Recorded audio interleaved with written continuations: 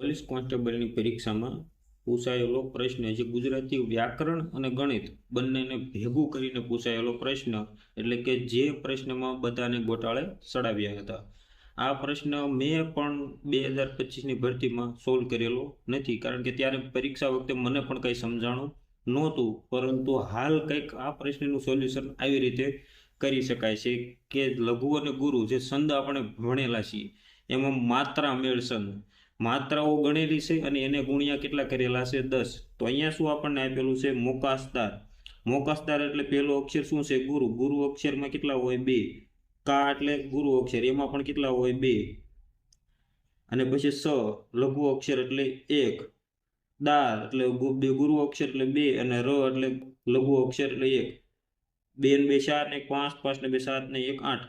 કુલ કેટલા થયા 8 માત્રા. 8 માત્રા છે એને ગુણ્યા કેટલા કરવાના, જેટલી પણ માત્રા આપેલી છે એને ગુણ્યા કેટલા કરવાના 10 એટલે કે 80. પહેલું લોજિક આવો આપણને મળે છે. તો ઝરવાળીનું આપણે શું થશે, જ એટલે શું થશે લઘુ અક્ષર એટલે 1, ર એટલે લઘુ અક્ષર 1, વા એટલે ગુરુ 2, ળી રસવાય છે એટલે કે લઘુ અક્ષર 1, યુ રસવાય છે એટલે કે લઘુ અક્ષર 1.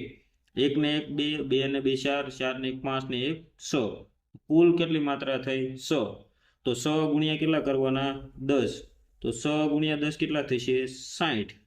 જે અહીંયા આપણને આપેલો છે ઓપ્શન નંબર બી 60 આપણો રાઈટ આન્સર થશે. ખરેખર જ્યારે આ પરીક્ષામાં પ્રશ્ન પૂછાણો તે મેં ખુદ ઓપ્શન નંબર ઈ ટીક કરેલો છે.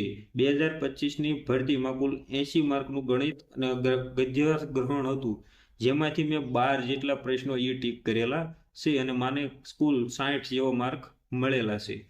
તો મિત્રો, જ્યારે પણ અમુક પ્રશ્ન પૂછાય એ ગણવાના હોતા નથી. પરીક્ષા વખતે તમે છોડી દો એ જ આપણા માટે સારું હોય છે. પરંતુ હવે જો બીજી વાર આવો પ્રશ્ન પૂછાય તો તમે તમારો લોજિક લગાવી શકો છો.